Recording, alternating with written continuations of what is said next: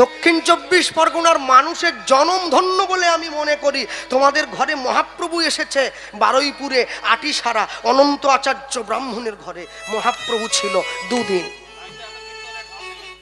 তাই তো কীর্তনের ঢল নেমেছে এত। আমি যখন বাঁকুড়ার দিকে কীর্তনে যাই, আমি কদিন আগে গিয়েছিলাম, এর থেকে 3 গুণ লোক হয়েছে, কিন্তু আশ্চর্য কি জানো, লোকগুলো বসে আছে যেন পুতোর মতো, শিলের উপরে পুতো থাকে না, পুতোর মতো বসে। হরি বল, হাত তোলো। নামার পরে কমিটির বাবুকে বললাম এইরকম বসে আছে কেন এই লোকগুলো? দাদা কেন? আমি দক্ষিণ 24 পরগনায় উলুধ্বনি বলার সঙ্গে সঙ্গে আসরের প্যান্ডেল যেন ফেটে যাবে মনে হচ্ছে। আরে এ কি? বয়স্ক মানুষটা আমাকে বলছে, কৃষ্ণবাবু বাঁকুড়ায় তো মহাপ্রভু আসেনি, ওই জন্য প্রেম নাই, সব বসে আছে।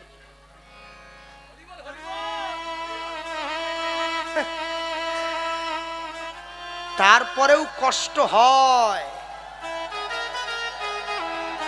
নিতাই গৌর প্রেমানন্দ, হরি বল হরি বল হরি বল।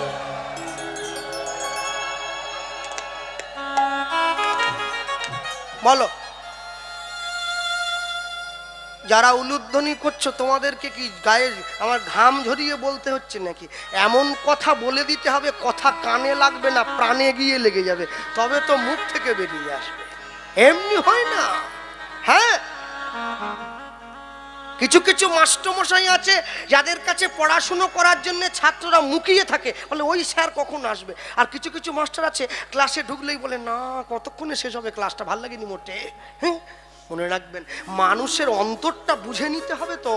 আপনারে লয়ে বিব্রত রহিতে আসে নাই কেহ অবনি পরে, সকলের তরে সকলে আমরা, প্রত্যেকে আমরা পরের তরে। আমি নিজে ভালো থাকবো, নিজে ভালো খাবো, এ চিন্তা করার জন্য জগতে আসিনি। আমি দুঃখ পেয়েছিলাম কোন দিন জানেন? দোলের দিন আপনাদের বারুইপুরে আমার কীর্তন ছিল, দোল পূর্ণিমার দিন।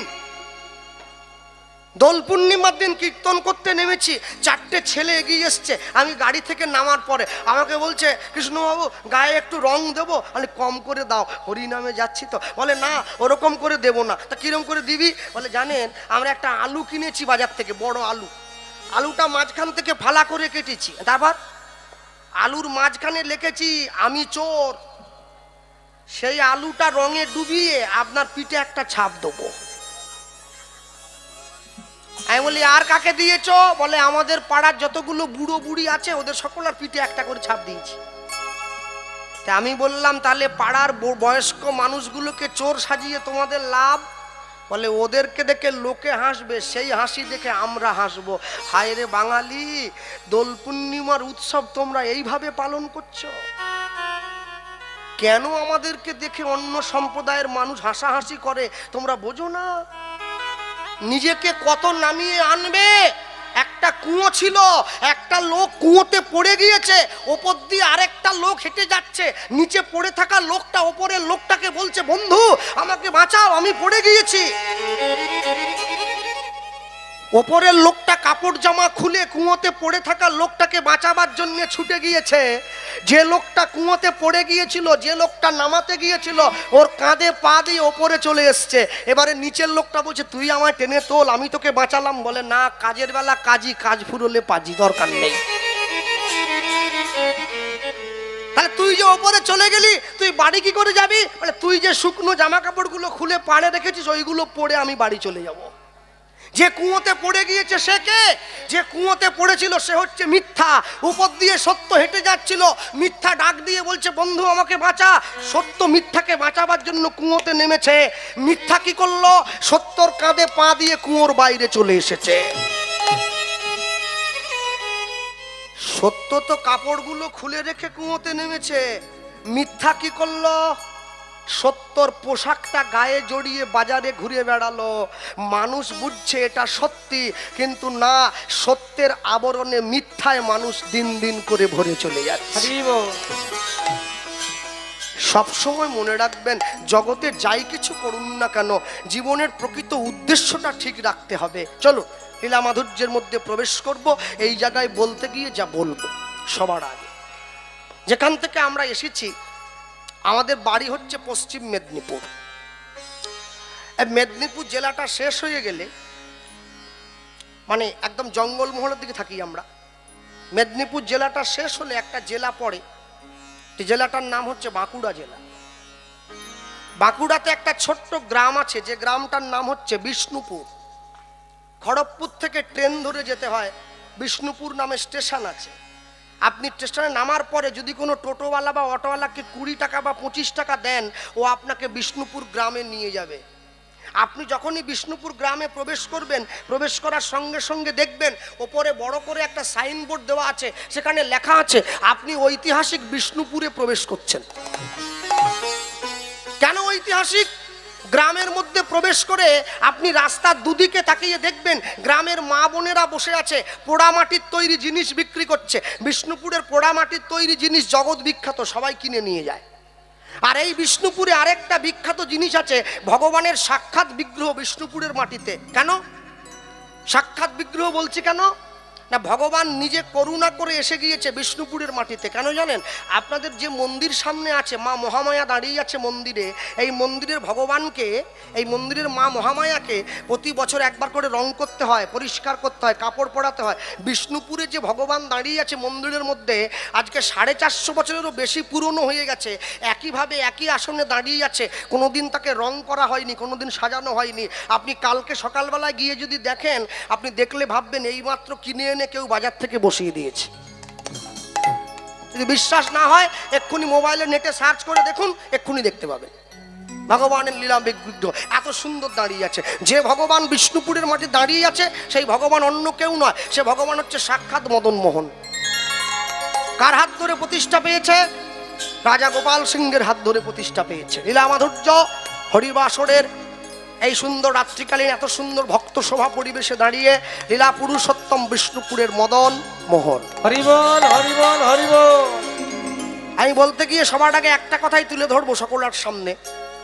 আজ থেকে 450 বছরেরও বেশি পূর্বে বাঁকুড়া বিষ্ণুপুরের মাটিতে একজন ক্ষত্রিয় বাড়ির ব্রাহ্মণ বাস করত, যে ব্রাহ্মণের নাম ছিল সনাতন দাস। ভগবান 4টে জাতির সৃষ্টি করেছেন। গীতায় বললেন চতুর্বর্গং ময়া সৃষ্টম গুণ ও কর্ম বিভাগস। আমি জীবের গুণ আর কর্ম দেখে 4টে বর্ণের সৃষ্টি করেছি। ভগবানের মুখ থেকে ব্রাহ্মণ, বুক থেকে ক্ষত্রিয়, উরু থেকে বৈশ্য, চরণ থেকে শূদ্রের জন্ম হলো। আচ্ছা আস্তে, তাহলে ভগবানের পা থেকে কার জন্ম হয়েছে? আমাদের। আমি গোপাল কৃষ্ণ পাল, আমি তো ব্রাহ্মণ নয়, আমিও শূদ্র। আচ্ছা, পা থেকে জন্মালে বুঝি ছোট হয়? পা থেকে জন্মালে যদি ছোটই হয়, তাহলে বাড়িতে গুরুদেব আসলে কোথায় প্রণাম করো? কেন মাথার সঙ্গে ঠোকাঠুকি করো না কেন? গুরুদেবের মাথা বাড়ির লোকের মাথা ঠুকে দাও পায়ে। বিশ্বকবি রবীন্দ্রনাথ ঠাকুর বললেন, আমি আসিব যাইব তোমার চরণ সেবিব। আমি তোমার পেটে হাত বুলাবার জন্য আসবো, কোথাও বলেননি। শূদ্র ভগবানের পা থেকে জন্ম। পা থেকে জন্ম মানে এই নয় যে শূদ্র 3 বর্ণের পা টিপবে। পা থেকে জন্ম মানে হলো এটা, ব্রাহ্মণ যে ঘন্টাটা বাজায় কে বানায়? শূদ্র। এখন তো কদিন আগে টিভিতে খবরে দেখছিলাম, ব্রাহ্মণ দেখি সে আবার মাথায় একটা সাদা রুমাল জড়িয়ে ইফতার পার্টিতে চলে এরম করে বসে আছে। হায় রে ব্রাহ্মণ রে, ওরে রে, আহা হা। দেখে এদেরকে কষ্টও লাগে, এরা কত নিচে নামবে। আর কি দুঃখ বেচারার মনে। যাক ঠিক আছে, ব্যাংক বাড়াতে হবে তো, কিছু করার নাই। হ্যাঁ, গিয়ে বসেছে। মনে রাখবেন, যার যেটা কর্ম তাকে সেইটা করতে হবে। যাকে যে জায়গায় খাটে, কেউ বা মাঠে, কেউ বা ঘাটে, কেউ রাজপাটে। ওই খাটে কি কুবজা খাটে, যে খাটে রাধা রানী খাটে? তাহলে ব্রাহ্মণ যে ঘন্টাটা বাজায় কে বানায়? শূদ্র।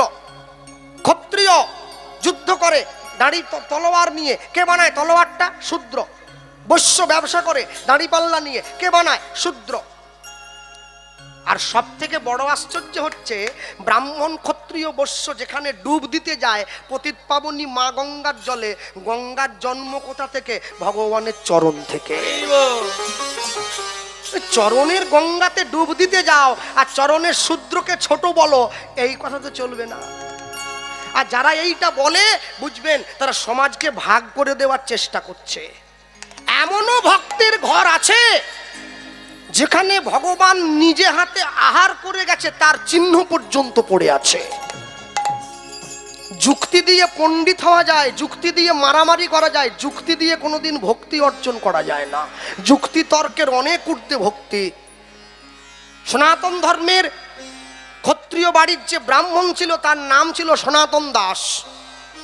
সনাতন দাস কি করতেন? তিনি পেশায় যোদ্ধা ছিলেন, দেশকে রক্ষা করতেন, যুদ্ধ করতেন। তিনি কর্ণাটকে যুদ্ধ করতে গিয়ে একটা ক্ষত্রিয় বাড়ির মেয়েকে পছন্দ করে বাড়িতে বিয়ে করে এনে তুলেছিলেন। মেয়েটির নাম ছিল শিলাবতী। বৈষ্ণব মহাজন প্রথমেই লিখছেন, বিষ্ণুপুরে ছিল এক, ছিল এক উলুধ্বনি।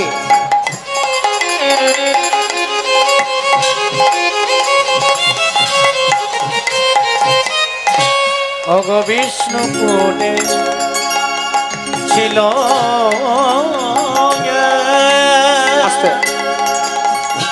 এই মালাটা তো আমার গলার যে মালাটা, এটা মায়েরই পাওয়ার কথা। হ্যাঁ, তাই খুলে দিয়ে দিলাম। বহু কষ্ট করে আমার কীর্তন শিখিয়েছে, এই মালাটা তার প্রাপ্য। বিষ্ণুপুরে ছিল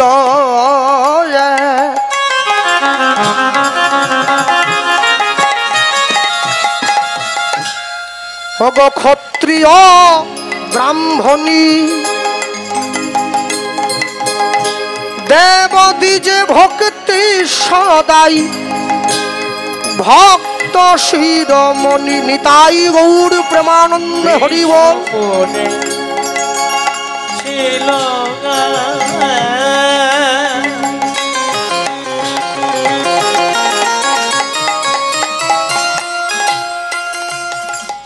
অগ ক্ষত্রিয় রমণী, অগ দেবদ্বিজে ভক্তি সদা, ভক্ত শিরোমণি।